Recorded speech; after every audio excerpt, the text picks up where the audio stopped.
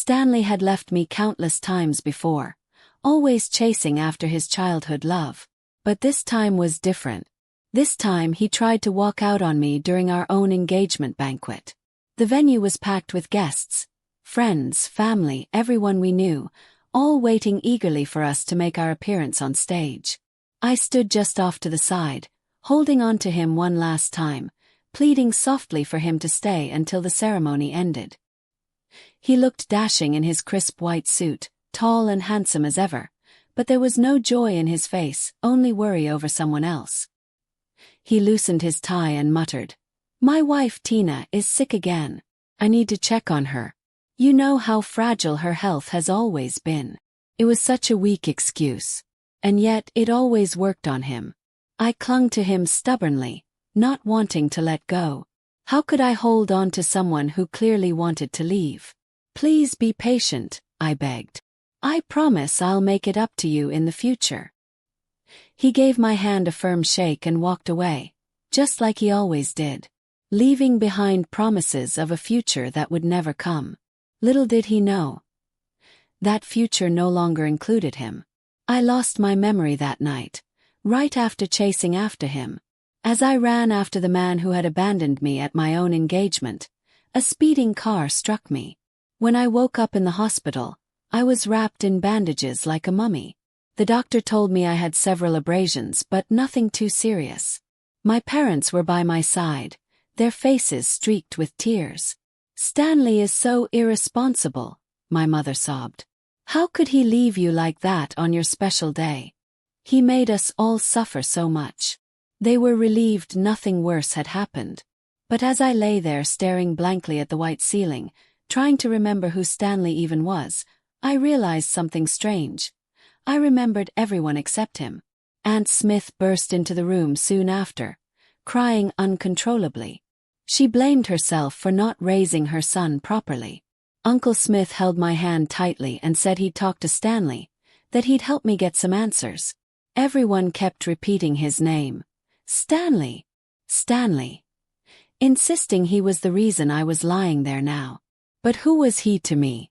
Why couldn't I remember anything about him? As I stayed silent, expressionless, my parents grew more anxious, asking if I was in pain or needed anything. Aunt Smith and the others continued cursing Stanley's name under their breath. I finally turned to her and asked, "Who exactly is this Stanley you're talking about?" The question hit like a bombshell. My mother immediately panicked and called the doctor back in for another brain scan. The diagnosis came back: temporary amnesia caused by the accident. Hearing that, I couldn't help but wonder, why did I remember everyone else but not him? Maybe because he simply wasn't important to me anymore. The next day, Stanley showed up, brought in by my guilt-ridden aunt and uncle, probably hoping to fix whatever was broken. They stepped out to give us some privacy, and he walked in with reluctant steps. Seeing me lying injured in the hospital bed didn't seem to move him. His brows furrowed, not in concern but in irritation, and a mocking smile tugged at his lips. "What trick are you playing now?" he asked coldly. "Trying to fake amnesia to trap me?" He thought I was pretending, that I had staged the whole thing just to manipulate him, that my parents and I were in cahoots. Looking up at him, despite his movie star good looks, his words stung more than any injury. "You're acting like a melodramatic actress," he sneered. "No wonder Tina says you're the most scheming person behind everyone's back." I didn't believe it before, but now I see it clearly. He went on to say that Tina, the woman he claimed to love, was in the hospital too. That she'd had a heart attack worrying about my accident and was in the ICU, her condition worse than mine. That she needed his care more than I did. I looked at him and said quietly, "Then go take care of her." He blinked, surprised by my response. I said, I repeated, "Since you care about her so much, go be with her." "I'm fine. My parents are here. There's no need for anyone else." Even if he wanted to stay, I wouldn't have accepted his presence. Why would I allow a stranger to look after me? He frowned. "You've changed." Shrugged. "Maybe I have." He sat on the edge of my bed and reached for my hand. But the moment his skin touched mine, I pulled away instinctively, as if I'd been shocked by an electric current. His touch felt wrong. Unbearable. "What are you doing?" Snap. "Don't touch me." His expression darkened. "Gil, I've been trying to be respectful, but if you won't even let me hold your hand." "There's no need," I cut him off. "We weren't even officially engaged. You left before the ceremony started. So don't talk about breaking things off. There's nothing left to break." Stanley looked taken aback. He studied my face, searching for signs that I was faking. But I truly didn't remember him, and honestly I didn't care enough to try. After a long pause he sighed. "I know I was wrong. I shouldn't have ignored your feelings and left during the banquet. And I know you're pretending to forget everything to make me regret it. But what can I do? Tina needs me." He spoke as if he were the victim caught between two women. As if saving his precious Tina justified everything. "If she gets worse," he said, "how can we be happy in the future knowing we ignored someone's life-threatening situation?" I stared at him, unable to believe his audacity. Was he really trying to use life and death as an excuse to abandon me? Did he actually think I'd wait around for him while he played hero to someone else? I shook my head slowly. "No. I don't want to continue entangling myself with a man whose mind is so clouded." His face twisted in disbelief. "What did you say?" "I don't know you," I replied calmly. "And I don't want to keep pretending." Stanley froze. Then, without another word, he turned and walked out. Later I heard him arguing with his parents outside the door. Aunt Smith and the others were urging him to stay to take care of me. But he refused, insisting he had to be with Tina. I pulled the blanket over myself and closed my eyes. My legs still hurt and I just wanted peace. If he wanted to run off to take care of someone else, then fine. I didn't need a stranger's pity.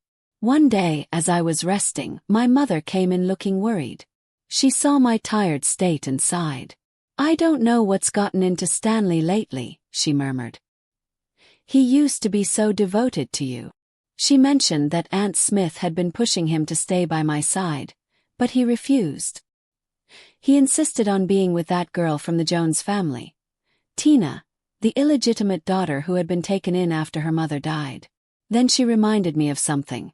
Years ago, when I had a high fever and was unconscious for 3 days straight, Stanley never left my side. Even though my parents were abroad on business, he stayed with me through it all. Eventually, he fell ill himself from exhaustion. My mother smiled fondly. "He was so foolish back then. We're rich. We could have hired the best private nurses. But he insisted on taking care of you himself." I gazed at the chandelier above, thinking, "Oh, that happened too." My mother nodded. "Gil, have you really forgotten everything about Stanley?" I looked at her seriously. "Mom, I don't remember him at all. He's a complete stranger to me now. And from what little I've seen today, he's arrogant, self-righteous, and not very smart. Please don't bring him up around me anymore." My mother sighed, giving in. "All right. If you don't want to talk about him, I won't mention it again. Just focus on getting better." And I did. After 4 days in the hospital, the doctor finally discharged me. That was when I unexpectedly saw Stanley and Tina at the hospital entrance. I hadn't expected to run into them, and seeing them together was oddly surreal. Tina wore a patient's gown, leaning lightly on Stanley's arm. He looked attentive, almost protective of her. When they noticed me, both of them hesitated for a brief moment. I began walking past them. "Gil," Stanley called out sharply. "How dare you ignore me?" I turned around, puzzled. "Are we close? Why should I acknowledge you?" His jaw clenched. He looked furious, glaring at me like I was the villain. Before he could say anything else, Tina suddenly coughed violently. Immediately, Stanley dropped everything and rushed to her side, his entire demeanor softening. Watching them together, I realized they didn't need me in their story anymore. I lifted my foot and walked away. Just as I was leaving, I heard Tina call out gently, "Gil, I'm sorry." Pause. I know it's because of my poor health that you and Stanley haven't gotten married, she continued. But besides him, I have no real friends. Please, if you must blame someone, blame me. I turned back slightly, watching her clutch her chest, genuinely struggling. I didn't hate her. Not really. I didn't even feel much of anything. So I simply gave her a polite nod and kept walking. Whatever connection I once had with Stanley was gone. Whether it was the accident or just fate finally cutting the strings, I didn't know. But I didn't miss the feeling of longing, of waiting for someone who always chose someone else. From that day on, I decided to live for myself. If I could forget him, maybe it was time to let him go for good. Tina looked at me with teary eyes, her voice trembling slightly as she said, I'm truly despicable. If you want to hit me or scold me, go ahead. But please don't take Stanley away from me. He's my only friend. If he ignores me, I don't know how I'll survive. There was something fragile about her, something broken. And I finally understood why she held on to Stanley so tightly. Growing up in the Jones family hadn't been easy for her. Life had been harsh, unfair.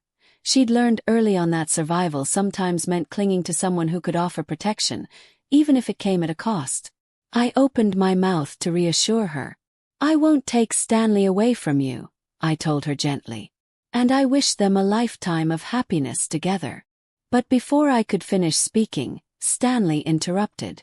Tina, he said firmly, no one can take me away from you. Not even Gil.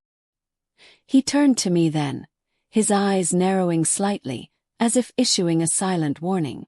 Don't try anything. Tina's expression brightened at his words, a hint of triumph flickering across her face as she glanced back at me. But what was there to celebrate? What was there to provoke? I barely remembered Stanley. His presence no longer stirred any emotion in me. Looking directly at Tina, I paused for a moment before speaking again. Since we're friends, it's natural to support each other. Don't worry. I won't interfere with you and Stanley. You need to rest. Let him take care of you. Her face lit up with joy. She smiled brightly, clearly relieved by my words. I wasn't sure if she believed me, but at that moment, it didn't matter. I meant what I said. After that night, I stayed home to continue my recovery for a while. Resting felt strange after everything that had happened. I wasn't used to stillness. So when I started feeling restless and bored at home, I decided to reach out to my best friend, Lucy.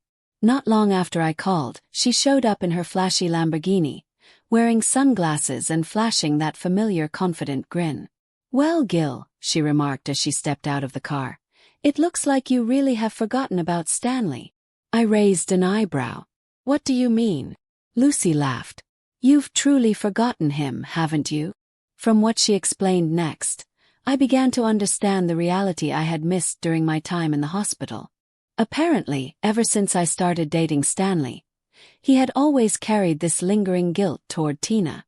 Even when he was with me, he made excuses to visit her, bringing her medicine, helping her with small tasks, making sure she was okay. First, I thought it was just kindness. But over time, I realized it ran deeper than that. Stanley had never truly let go of her. Lucy told me how many times she had seen them together. How close they were, how easily they fell into old patterns. How he always seemed more invested in her well-being than in our relationship. It was hard to hear but not painful. 'Cause honestly, I couldn't remember caring anymore. Lucy gave me a knowing look. Maybe it's better this way. You deserve someone who chooses you without hesitation. I nodded slowly. You're right. I've already allowed them to be together. It's their story now. Lucy tapped the passenger seat beside her. Hop in. I'm taking you to our class reunion. I wasn't particularly enthusiastic about going. A class reunion. What's so exciting about that? Yes. Lucy blinked. Come on, it'll be fun. Besides, you haven't been out in weeks. It'll do you good. Reluctantly, I agreed. We drove off, and I tried to push thoughts of Stanley and Tina out of my mind. The reunion wasn't exactly thrilling, but it was nice to see familiar faces. People talked about their lives, their jobs, their relationships. Some exaggerated, some lied outright. Others genuinely shared their struggles. Lucy, being the social butterfly she was, quickly disappeared into the crowd, chatting with everyone she knew. I sat quietly in a corner, sipping my wine and watching the scene unfold around me. Nearby, Stanley and Tina were seated together. They seemed intent on putting on a show, laughing loudly, sharing inside jokes, exchanging meaningful glances. Every so often, Stanley would glance in my direction, probably hoping I'd react. But I didn't. I finished my glass calmly and considered leaving. The whole event was dull, and I wasn't in the mood for pretending to enjoy myself. As I was about to get up, a pleasant voice spoke from behind me. "Mind if I join you?" I turned to see a guy I vaguely recognized from our class. His name was Tyler, if I remembered correctly. He had always kept to himself, rarely involved in drama, never part of the gossip circle. Shrugged. "Sure." Tyler sat down and smiled. "You've changed, Gil." I raised an eyebrow. "How so?" He leaned back slightly, studying me. "Before, you were always chasing after someone who never truly saw you. Now you seem free." I chuckled softly. "Maybe I am." We talked for a while about nothing serious, just casual conversation. It was refreshing. For once, I wasn't caught up in emotional chaos or tangled in someone else's mess. Later that night, as I got ready for bed, I found myself thinking about Tyler. Not in a romantic way, just curious. He was different from the people I usually surrounded myself with. Quiet, grounded, unbothered by unnecessary drama. I realized something. Maybe this was the start of a new chapter. One where I didn't need validation from someone who treated me like an afterthought. The next day, Stanley showed up unexpectedly at my house. He looked tense, almost angry. "Gil, why are you hanging out with Tyler? What's going on between you two?" I blinked, surprised by his sudden appearance. "Why does it matter to you?" His jaw tightened. "Because I know Tyler. He's trouble. He doesn't have good intentions." I crossed my arms. "Funny. I thought you were the one I should be careful around." Stanley hesitated. Then he tried another angle. "Gil, are you just angry because I didn't attend your welcoming feast last time?" I shook my head. "No. I didn't even care about that." He frowned. "Then why are you suddenly spending time with Tyler?" I sighed. "Because he's not you. He doesn't make me feel like I have to prove my worth to be worthy of his attention." Stanley looked frustrated. "Can't you stop being so petty? Call my parents and explain yourself. If you're really planning to cut me off, don't blame me for never speaking to you again." I stared at him for a moment. Then I laughed. Not out of amusement but disbelief. "Never speak to me again. Who cares? You weren't important to me anyway." With that, I ended the call and blocked him entirely. No more calls, no more messages, no more wasted energy. I didn't want this jerk contaminating my contact list anymore. When I returned home, I didn't immediately dive back into working at my family's business. My parents were understandably shaken by my recent accident and insisted I take things slow. They hovered more than usual, checking in on me constantly. I appreciated the concern, but I wanted space. Time to breathe, to think, to heal. Lucy visited often, keeping me updated on school gossip and mutual friends. Sometimes we went shopping, sometimes we just watched movies and talked about life. Through all of it, I remained calm, centered. Like I had finally found peace within myself. One evening, as I sat outside enjoying the cool breeze, my aunt joined me. "You've changed," she said softly. I smiled slightly. "Maybe I have." She reached over and took my hand. "Whatever happens, Auntie will always be here for you." I squeezed her hand gently. "I know." For the first time in a long time, I felt like I belonged to myself, that I had been spending more time with Tyler lately. Not because I was trying to provoke Stanley or prove a point, but simply because being around him felt peaceful. Tyler was different. He didn't carry any emotional weight from my past, and he never pressured me to feel something I didn't. One evening, we were having dinner at my place. Nothing fancy, just some prawns and red wine from my family's collection. Tyler accepted everything with grace, his smile never fading. He wasn't the type to get overwhelmed by luxury or attention. In fact, he seemed genuinely comfortable just being himself. After dinner, we took a walk outside the villa. The night air was cool and the stars were out. As we walked, I held his hand lightly. "Were you overwhelmed by my parents' enthusiasm earlier?" I asked, half joking. He shook his head. "Not at all. I loved it. Gil, it feels like home." I smiled slightly. "I think our parents will get along well too. Maybe it's time to arrange a meeting between them." Tyler looked at me with warmth, clearly touched by the idea. I was about to respond when he suddenly hesitated, looking down at his shoes before glancing back up at me. "What is it?" I asked. He gave a small laugh, almost shy. "I don't know how to say this without sounding cheesy." I raised an eyebrow. "Try me." "I guess I'm just really happy," he said softly. "Being here with you, it makes me feel like I belong somewhere." I squeezed his hand gently. It was strange how someone could make me feel so grounded without even trying. But just as we were enjoying that quiet moment, reality came knocking. Stanley showed up unexpectedly. He stormed into the garden, eyes blazing with anger, flanked by his parents. His gaze locked onto mine first, then shifted to Tyler and my hand still in his. "What is this?" he demanded, voice sharp. "Gil, what are you doing with him?" Tyler didn't let go of my hand. Instead, he stood taller, calmly facing Stanley. "I believe introductions aren't necessary," Tyler said politely. "But since you're interrupting a private moment, perhaps you should explain yourself." Stanley clenched his jaw. "You have no right to be with her." Finally spoke, my voice steady. "Stanley, I don't know why you keep showing up uninvited. Tyler and I are just having dinner. There's nothing for you to overreact about." His expression twisted. "You can't seriously be considering him after everything I've done for you." I sighed. "Stanley, I've already told you. I don't remember most of what you claim happened. And even if I did, it wouldn't change anything." His father stepped forward, trying to mediate. "Gil, please be reasonable. You and Stanley have known each other for years. Don't throw that away over a passing infatuation." Tyler chuckled dryly. "Funny. I don't recall asking for your approval." Stanley snapped. Before anyone could react, he lunged toward Tyler, raising his hand to strike. Without thinking, I grabbed his wrist midair. "Stanley," I said coldly, "have you lost your mind?" His mother gasped. His father looked furious. But I didn't care. "You don't get to do this," I continued.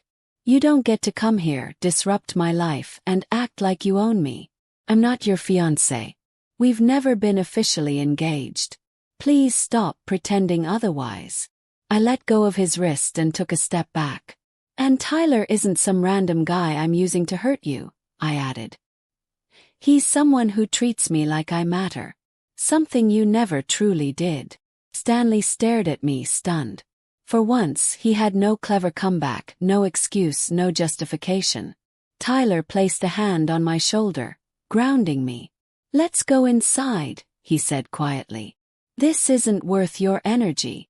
I nodded and turned away, leaving Stanley standing there, surrounded by his parents, looking more lost than ever. That night, as I sat on the balcony sipping tea, Tyler joined me with 2 steaming cups in hand. "You handled that well," he said, handing me one. I took it with a faint smile. "Thanks. I didn't want to cause a scene." He sat beside me. "You didn't. They brought the drama with them." I leaned back in my chair, watching the moonlight dance across the trees. "I used to spend so much time chasing someone who never truly saw me," I admitted. "Now, I feel like I'm finally seeing myself clearly." Tyler smiled. "Maybe that's the most important thing." We sat in silence for a while, just enjoying each other's company. No pressure, no expectations, just peace. And for the first time in a long time, I felt completely at ease.